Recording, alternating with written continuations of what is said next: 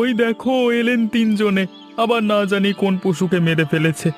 এইদিকে নিয়ে আর পারা যায় না। কতবার মোড়ল মশাইকে বলেছি এদের গ্রাম থেকে বের করে দিতে, মোড়ল মশাই আমাদের কোনো কথাই শোনেন না।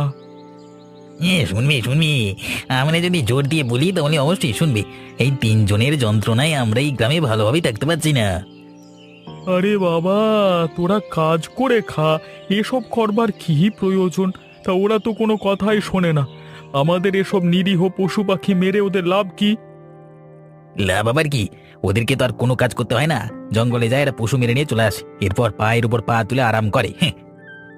এবার দেখে নিও, ওদের একটা ব্যবস্থা করেই ছাড়বো। ভাস্কর বাবুকে বলবো ওদেরকে গ্রাম থেকে বের করে দিতে।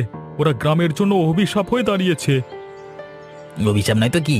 ওরা এখন জঙ্গলের পশু পাখি মারছে, দুদিন পরে দেখা যাবে ওরা আমাদের বাড়িতে এসে আমাদের এই খোঁয়ারের পশু পাখিগুলো মেরে ফেলেছে। না না, তা হতে দেওয়া যাবে না।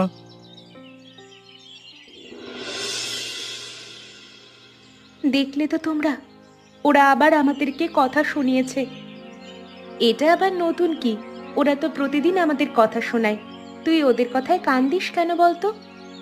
কান দেব না তো কি করব? ওরা যেভাবে কথা বলছে, না শুনে পারা যায়?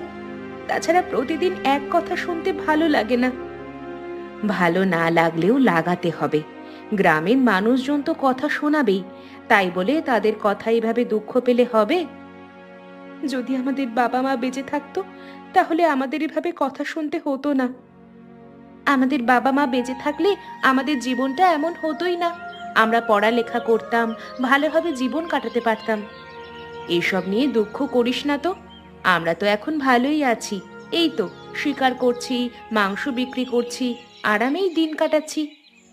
তুমিও এখন ওই লোকেদের মতো কথা বলছো দিদি? শুনলে তো, ওরা বলল আমরা নাকি গ্রামের অভিশাপ, অথচ আমরা গ্রামের কারোর কোনো ক্ষতি করিনি কোনোদিন। তাহলে ওরা আমাদেরকে অভিশাপ কেন বলে?